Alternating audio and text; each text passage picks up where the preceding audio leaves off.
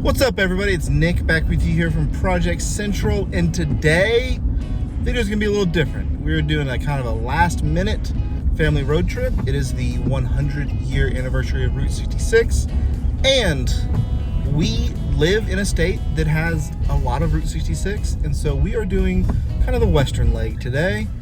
And yeah, this video is gonna be a little different, so let me know what you think down in the comments, and hope you enjoy. First up, we are starting in Yukon, Oklahoma, which is a suburb just west of Oklahoma City that has Route 66 running basically directly through the middle of it.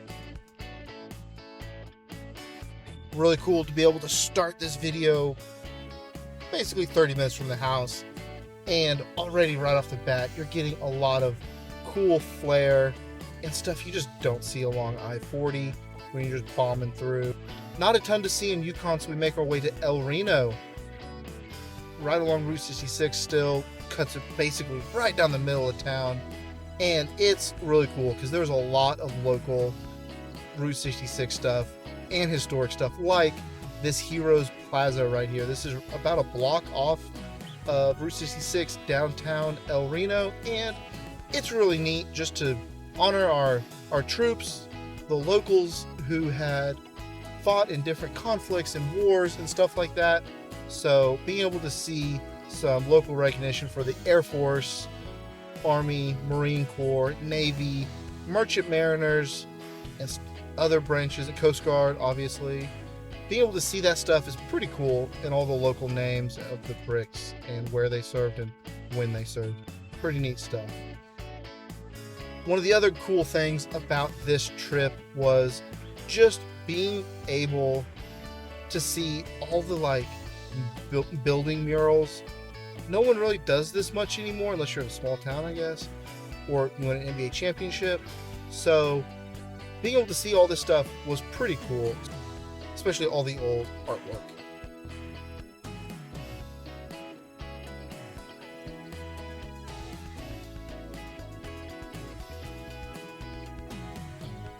We did find this fun little plaque about onion burgers and how they are the state food, which is pretty cool. This is one of the first centennial signs we found, and we're going to see some more of those for sure. But moving westward, this is a lot of what the drive looked like. A lot of nothing, except for historic sites like Fort Reno. It was founded in 1875, about 30 years before statehood. Kind of neat. But we did see a little bit of fake history, so I would say. These are called the Calumet Giants, and they're a pretty weak attempt at capturing some nostalgia, but at least they're trying. We did get to stop at the Cherokee Trading Post, which is pretty cool because it's kind of like the biggest gift shop we saw the entire time there. Spent some money, got some cool memorabilia, some magnets and stickers and stuff for the trip. Had to get a family photo, and you can see over here to the right there's a mural. Here's a little bit better shot of it, and this is pretty cool because this is, I think, an abandoned motel. I can imagine stopping here, getting a room while you're, crossing the country or whatever, but right now it's in pretty rough shape. Maybe someday somebody could renovate it and turn it into a really cool historic motel, but we'll see what happens. Next up is the Bridgeport Bridge. It was pretty cool because it was a really cool architecture, and there was this giant compass. I'm not sure what the compass means, but it was really cool. So this used to not, so the Bridgeport Bridge is pretty important historically to this area because it connected a bunch of small towns to Route 66 that probably would have just died without it. And we'll talk about some ghost towns here in a while.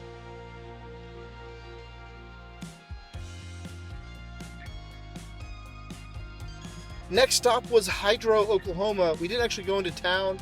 We just stopped at Lucille's, which was right on Route 66. It was really cool because it was kind of the best preserved rest stop that we saw the entire trip. They used to live in the upstairs, and the bottom floor was a service station, gas station, and restaurant, I believe. I don't know. Go look up a bunch of history on that. It's really cool.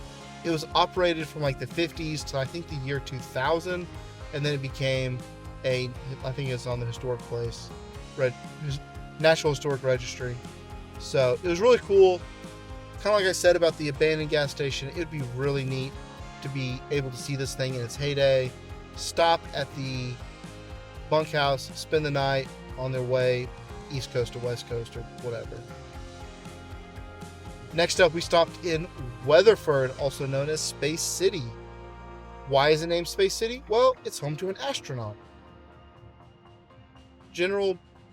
Major Tom Stafford, I don't know his actual rank, lives here, was from here, and as you can see, the Centennial sign calls it Space City because we have an awesome Air and Space Museum, not featured in this video, so if you want to see that, comment down below.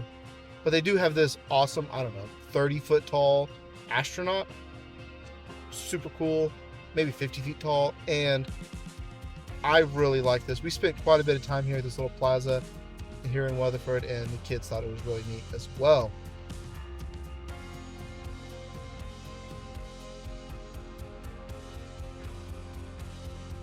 After Weatherford, we stopped in Clinton.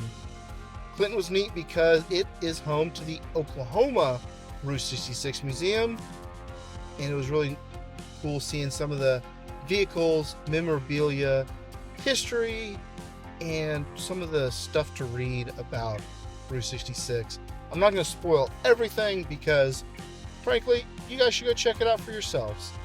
But they did have some cool garage displays, a couple of really neat vehicles, and one of my favorite vehicles was the tanker out front.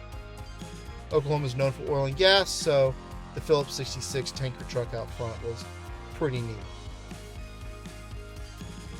Next up, we visited a few small towns, including Foss and Canute. I think I'm saying that right. Canute, this was the Catholic church that's kind of the historic marker in town, St. Francis Church. And there's a huge Catholic presence here because you can tell that because of the crucifixion scene. Pretty neat to see the historic stuff, but being a tourist in a graveyard was kind of interesting. Never done that before. One of the cool things about a lot of the small towns we drove through was just the vintage architecture, old abandoned service stations, old vehicles, old motels, and just the cool history. Next up, one of the big stops was Elk City. Here's the Centennial sign. In Elk City, one of the cool things was the Casa Grande Hotel. Very historic, but the main attraction was the Route 66 Museum Complex. There was a ton of stuff to see, and a lot of it had a really cool local Elk City flair, like this old fire truck. One of the cool things was this display of old miniature models that were handmade from kids in a competition in the early 50s. It was really neat to see what kids thought the future of vehicles were going to look like.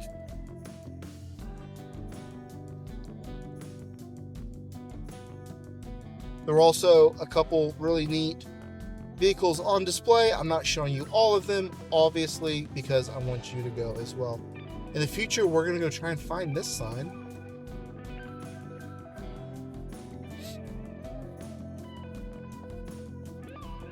The steam engine wheel was really cool as well, as there was some train stuff here as well, but not really my cup of tea. I just thought it was cool. One thing I did think was really neat was the Farm Museum. Notice the International truck and the big white Mustang truck. And of course, everybody needs their own parts counter. Sometimes you just need a little bit of oil, ignition products, bearings, or whatever parts you need to get your equipment back up on the road. Next to that was the Blacksmith Museum. Notice all the cool anvils, power hammers, They had some demonstrations going, but, you know, it's time to move on. After Elk City, we go in to check out Sayre. This is really cool because it has the Western Motel. This is super old school, vintage motel. Notice the awesome sign. It's one of my favorite signs on the whole trip. Would love to have been able to see this lit up at night, maybe with some neon, but probably just these bulbs. Sayre also was really cool because since it's the county seat, they have the county courthouse. And if this one looks familiar, it's because it was featured in the movie The Grapes of Wrath. But there were also just really cool old-timey buildings like this one that I think is a grain mill or something, I don't even know, but it was cool.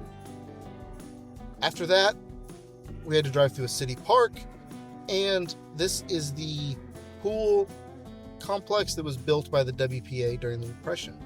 Kind of neat. After that, we made it almost all the way to the end, and we went through a few small towns and saw some kind of interesting stuff. This is in Eric,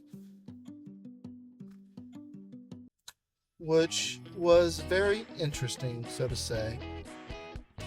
This was a curiosity shop, but nobody was home, so we didn't get to go in.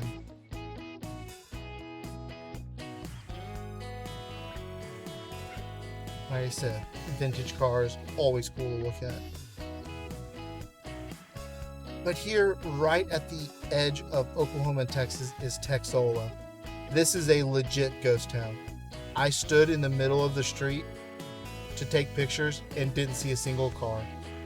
It was really, really interesting. And if you'd like to go back and check out some more, let me know down in the comments. And there's this weird circular thing. I have no idea. It was really weird.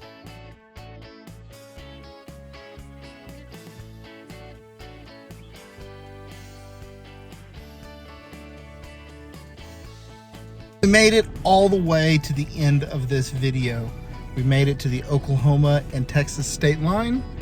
And of course, we are not going to go into Texas because that's the dark place. We don't go there. So, well, at least not in this video. So let me know what you thought. This was kind of a fun one. Kind of a different way to do a family trip. Not as much pressure on filming. There's a lot of pictures and voiceover work for me to do later. So if you liked it, let me know down in the comments. If you want to see more of this, be sure to like and subscribe. And do what you always do. Take care of one another, and we will see you later. Bye.